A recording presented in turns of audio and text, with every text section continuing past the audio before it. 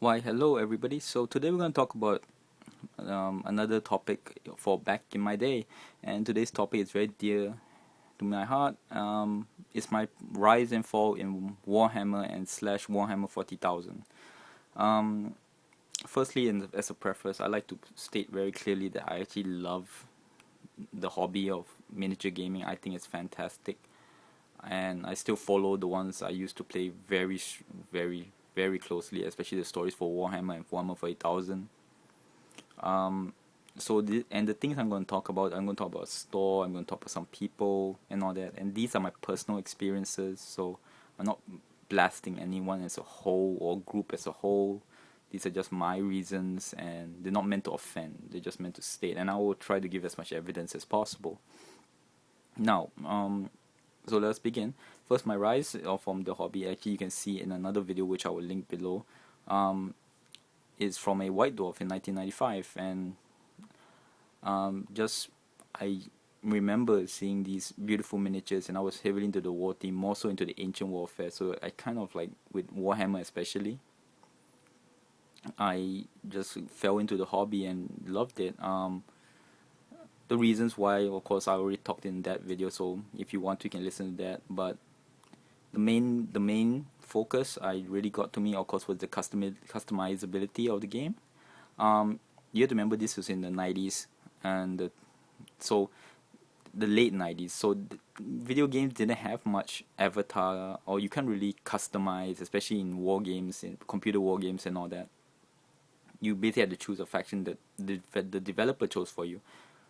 In Warhammer and Warhammer 4000, you could do whatever you want, mostly. Like Warhammer, if you wanted and different color scheme, you can, all you had to do was link the story somehow to a main faction, and you could paint the colors anyone you want, especially for the Empire. And for Warhammer 4000, I remember, I'll never forget when I read how smart the idea was that they left out two Primarchs to make your own Space Marine chapter. And with billions of worlds, you could, like the Imperial Guard army, you can paint them anything you want. They have billions of worlds, billions of armies.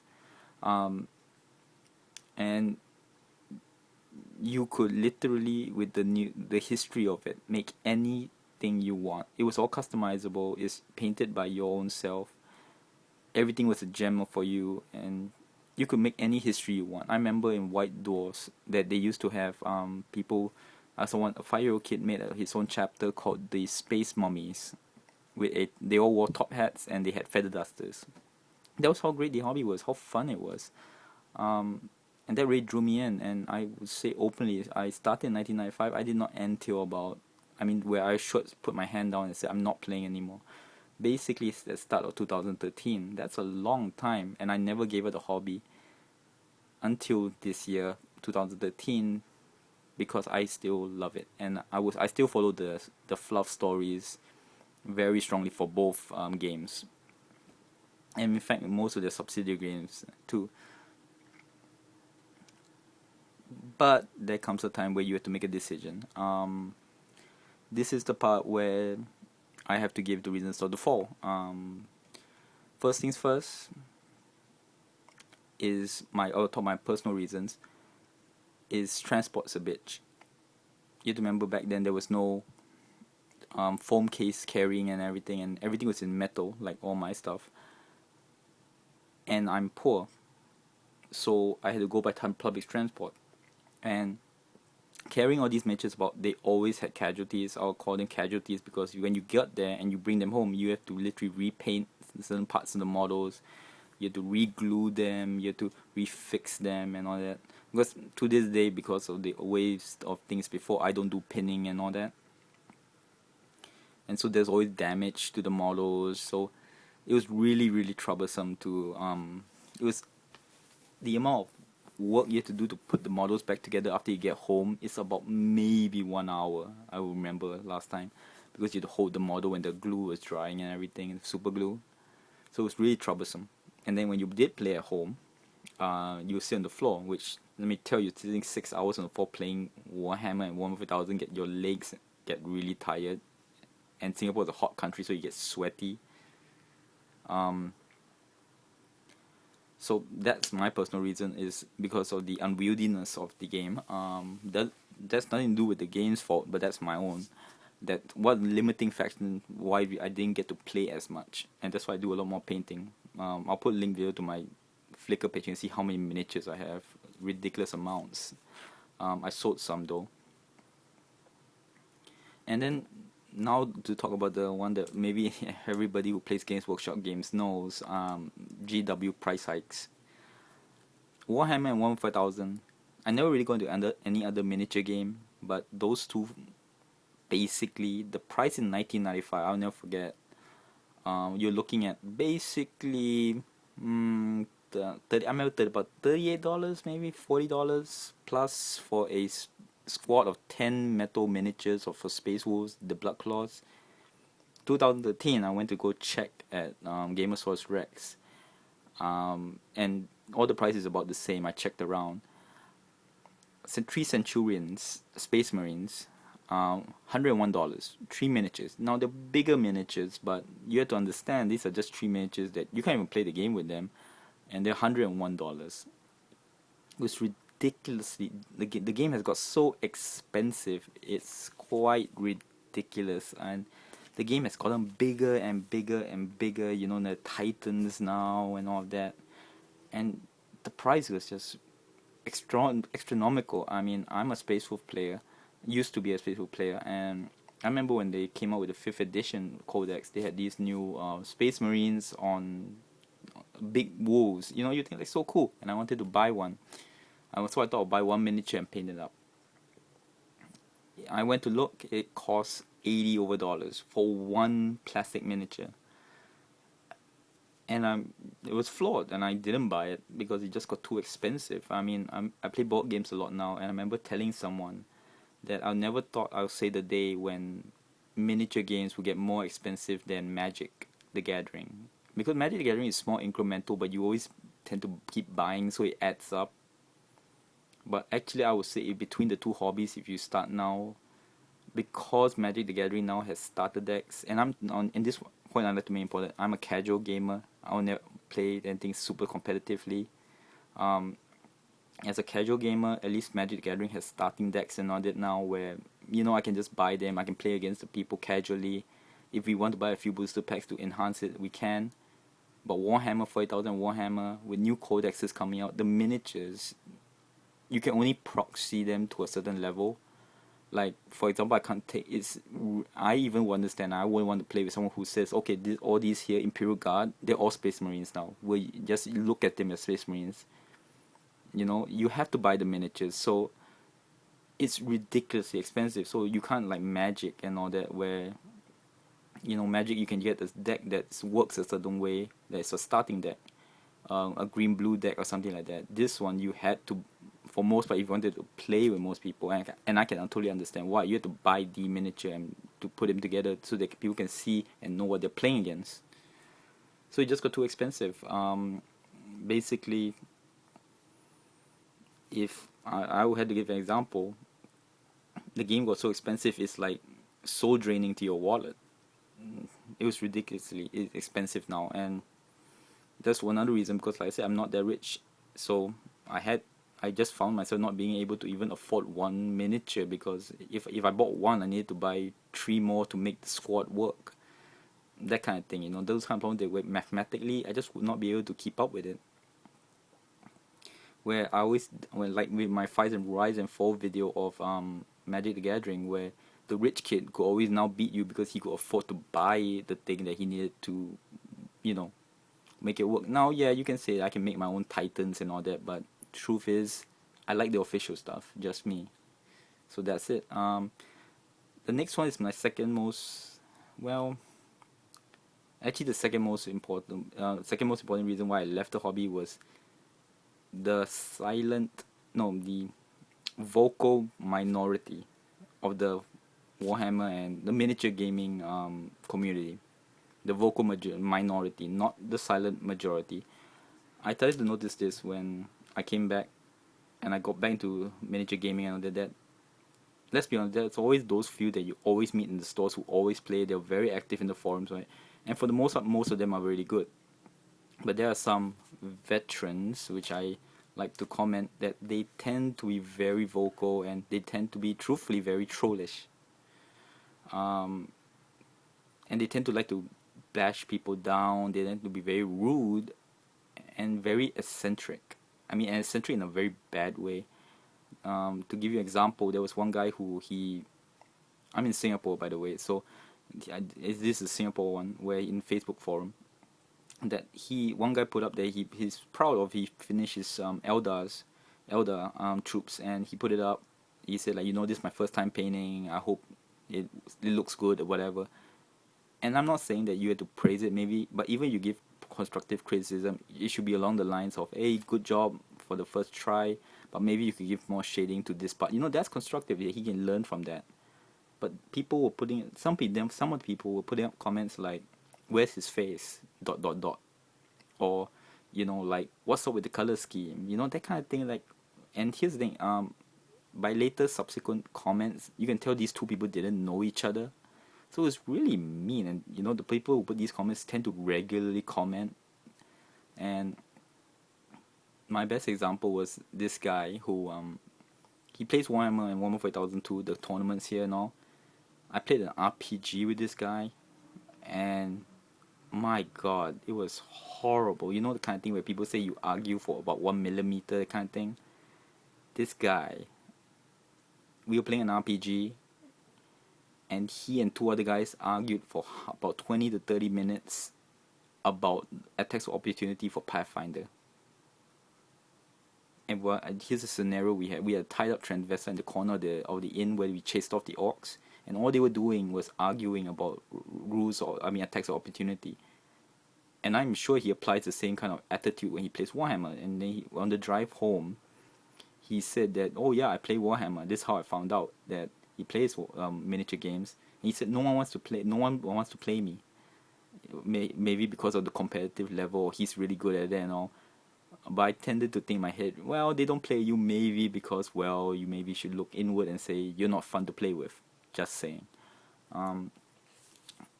So yeah, that's one of the more important reasons, that the people you meet, you can't avoid this because they're always there, whether online or offline. So these people are the people who always tend to chase away people who want to learn the game, and from the nice people in the community, because nice people in the community don't, they're mostly there, they're wanting to help, but they don't, if they see you being dealt with by the annoying guy, they don't want to get involved, because then they have to deal with them too.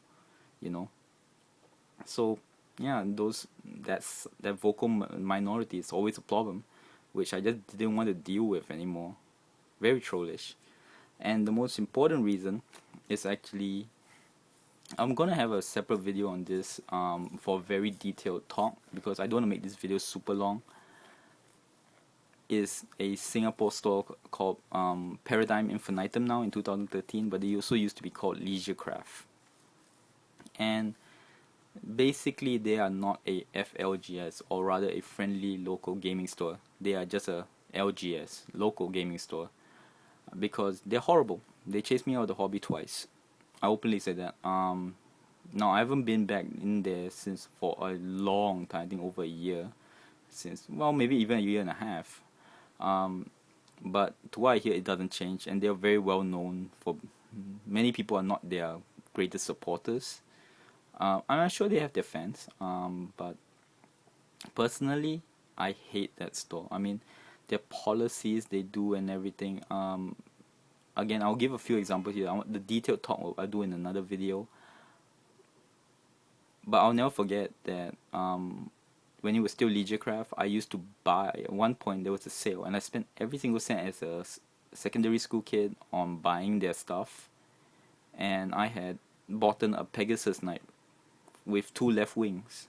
So I went to them and I told them, could I get a change? 2 left wings, a miniature. What am I going to do with it? I can't put it together. And they said no. It's just like, no, that's fine. Okay, whatever. Maybe because it was on sale, and I don't tend to chase people for these kind of things. I worked with it. I managed to work it out somehow. But then here's the thing: when you buy all these miniatures, what do you want to do? You want to play with them, right? So I brought the stuff to play, and every time you went there, because you're not spending money constantly because you're a poor kid, you spend all your money on the sale. they will keep hounding me and saying, "Do you want to buy a drink?" and all, and they'll keep trying to push you out of the store when you try to play and make you uncomfortable, so that people who buy things can play. Now you must say that's a business, yes, but the thing is that this is a hobby store. If you keep just wanting to get money inflow quick, if they had just kept me in the hobby long term, I would spend a lot more. But because of their attitude, and on top of that, yes, it's a business. I can understand that always comes back, but it's also their policy. Like, they're very heavy-handed on how they deal with their customers. That they had a warehouse sale, and they had this warehouse sale, and then someone bought a Games Workshop carrying case, and then about an hour later, within the warehouse sale, they cut it by I think about 50%, and the person of course was not happy. He posted on the Facebook like, WTF. Now, of course, to me, it was such an easy solve. You just, if the representative could just put up there, who was constantly updating that website, by the way, that Facebook group, could just say that, we're trying to get rid of stock. We apologize, but this is just so we're getting rid of stock. We thank you for your purchase. Something really corporate even, but at least say thank you. But they just ignore. They regularly ignore and ban bad comments on their site, and regularly just put up good stuff. And people keep talking about this. So like, oh look, it becomes a joke that, oh look, you banned this thing, so you ban this guy, you ban this guy, you ban this guy, and they're just horrible. On top of that, well, you know what? I'm just gonna put it in this video. Heck with it, because I already told so many of the stories. Might as well finish it. I went for an interview for a job one time there, because I came back and I wanted to work in a hobby business, So I went for a job there and everything. And I'll never forget that my policy is, I don't mind selling, because I'm saying it's a business, but I don't want to ever cheat someone. Like if someone came in for a toaster, I'm not gonna sell them a fridge. Basically, I feel bad that someone goes home and find out, hey, I didn't need this. Just for a buck, I cheated someone. And I was sitting down there, the interview, normal stuff and everything, and they kept reiterating not about the hobby or getting people into the hobby, but about selling. They showed me these GW trees, Games Workshop trees, which to anyone in the hobby knows is a big waste of money, and they're horrible. You could easily do your own, even far cheaper, for $50. And they said, oh, if you sell this if you work here, we're gonna give you a certain cut. But here's the thing, like I said, only people not in the know will buy it. So imagine if some 17-year-old kid just started the hobby, came and I sold him this. Yeah, I got my cut. Who cares, right? The kid goes home, finds out, hey, shit, his friends who are more into the hobby says, you just wasted your money. And like, oh, bought it from that store. The guy said I had to have it. And that's their policy. They don't care. They just want you to buy, And I remember his attitude when I asked him, like, I told him straight that I'm not gonna cheat anyone to buy something he doesn't need. They just said that, well, that's then don't sell it. But basically it didn't go too well after that, because I made a very strong stand that I'm not gonna sell anything to anyone who doesn't need it.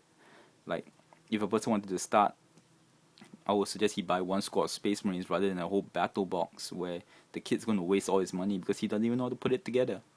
So, that store is ridiculous. I have nothing good to say about them. And they are also known to be the main supplier for Games Workshop items in Singapore. And they tend to try to screw over everybody, and it's because of them the prices keep going up and all that. Well, maybe not there, for Games Workshop raise their price too, so I can't blame them for that. But basically, my personal experience is I use them like how they use the community, which is I will only use them for profit. If they sell it cheap, then I'll go buy it from them. I refuse to get any kind of membership from them. Again, I'll do anything only for profit for them. I really hope they close down. I say it openly. If you want to support a local gaming store in Singapore, I would say go to Gamersaurus Rex. Lots of space. They have some things which I disagree with, but hey, they're running a business, so I can understand. And for most part, among the stores here, to me, they're the best for miniature gaming. And so for the above reasons and such, that's my rise and fall in Warhammer and Warhammer 40,000. Just got too expensive.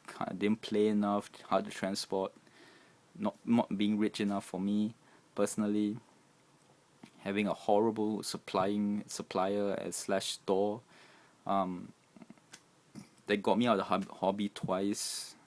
Just sapped all my passion out of it. I still follow the stories, but no longer I think will ever start playing a miniature game. I tried Malifaux even, but just didn't work out. Basically I moved on to something I feel is very much more cost effective and more fun and easy transport, which is board gaming. So that's my rise and fall, and thank you very much. Till next word.